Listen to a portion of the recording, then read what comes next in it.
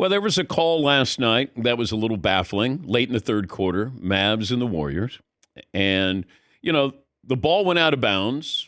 The official signaled that it was going to be Warriors basketball and then pointed towards the Mavs and the Mavs bench because they called a timeout. Well, the Mavs think that they're getting the ball. First of all, there's a missed call. Luka gets pulled down by the back of his jersey. So Looney pulls him down. Plain as day, you can see it. The official underneath the basket cannot see it. Ball goes out of bounds, might have gone out of bounds because Luka was pulled to the ground and maybe it went off his foot. The official signals that it's Warriors ball and timeout to the Mavs. The Mavs go up to half court because the Mavs are thinking, well, wait, he pointed the other way and we're going to get the ball at half court. The Warriors go down to their basket. They're the only ones there. And then all you have to do is throw the inbounds pass and you score a layup. That's it. And Mark Cuban, Luka Doncic, both had problems with this. Cuban gets up out of his seat and goes to the scoreboard, or the score guy. And the scores table. That should be a fine right there. But he was critical of this. Luke at one point gives the money sign as if he's, the official's getting paid. And we saw that on TV. And I'm going to guess it's going to cost him money. Cuban, it's going to cost him money. And the officials, I can understand where there's confusion, but this is late in the third quarter. And to me, okay, you missed the call on Luka being pulled down. The Mavs are using this as a scapegoat, and they lost the game. They lost a home game, and they are using something at the end of the third quarter. Bad call? Okay.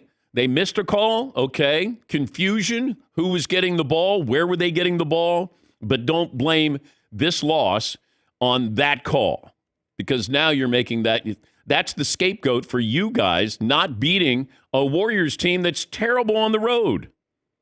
But it's going to cost Cuban, and it's going to cost Luka. Yes, it feels like people like refs, umpires, announcers even, if everybody hates them or if everybody is upset with them, then they're doing it right. Because there's a million times that you can be watching a game, whatever it is, and both teams feel like, you know what, then these guys are screwing us. Yes. And that means it's going right. Yeah. Unless the umpire is so bad that both teams go, he's terrible. Yeah, you're right, he's terrible. That's true, yeah. that can happen where it's like, wow, this dude is really awful. Yes. What's his name? Angel Hernandez? Does he always? He seems to be in the crosshairs all the time. Of that guy's ruining the game. Dang. Yeah, Paulie. Are you guys ready to play How Much Is This Going to Cost Mark Cuban game? Yes. Mark Cuban tweeted out at 10:18 last night a description of the play like you just described. And he said, the refs never said a word to us. They got an easy basket. Crazy that it would matter in a 2-point game. Worst officiating non-call mistake probably in the history of the NBA. All they had to do was tell us, and they didn't. With that backdrop and Mark's history, what price will it cost Mark Cuban? Dan, you want to go first? I'm going to guess it's going to go six figures. I'd say 100,000. Ooh. Yeah. Dang, that's a lot of money. Yeah, it is. Yeah. A hundo? Yeah. He called it the worst non-call in the history of the NBA. He didn't say, other than that, they had a really good game. They called a really good game. They just missed that one. Yes, Todd. What if he would have said that call is just the worst? Come on, that was ridiculous. How much do you take off of that 100,000? At least 50, right? Yeah, of course. So you double it just by him saying worst in history.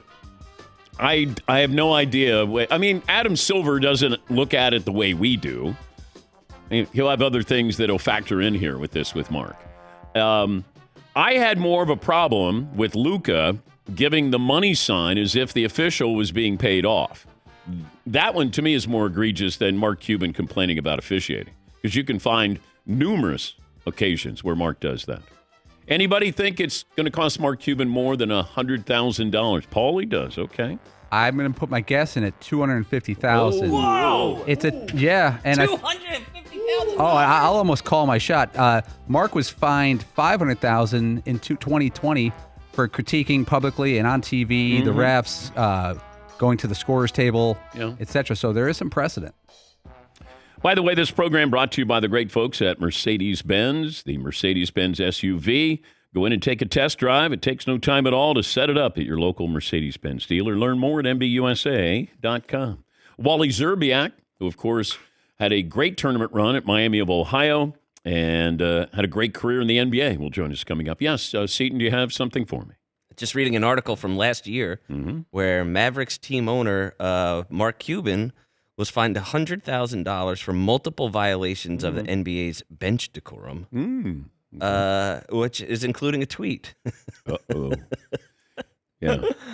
Oh, man. I'd say 100,000. Hundo? This is like a second or third violation. Oh, he's had more than that. Of the same rule. Yeah. Plus, he went to the scorer's table. What owner does that? What owner's allowed to do that? Now, you can say, I own the court and I own the table, and shouldn't I be able to go over and see my table? My scorer's table. Mine. Yes. Hey, you can't do that. It's mine. Yes, Eaton. This is another article of, do we need to do a deeper investigation into Mark Cuban and fines? Because this article, the headline of it from Bleacher Report, Mark Cuban, king of NBA fines. Yes. It's from 2013. Yeah.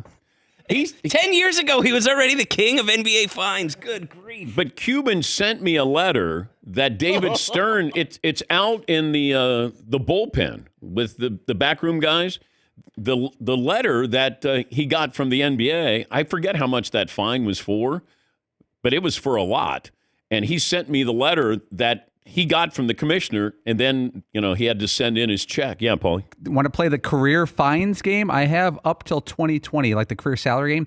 The career total Mark Cuban has paid in fines to the NBA. It's a rough estimate, but anyone want a shot at it? I'm going to go 4.5. Any excuse to play this music? Yeah. Even though it's not salary.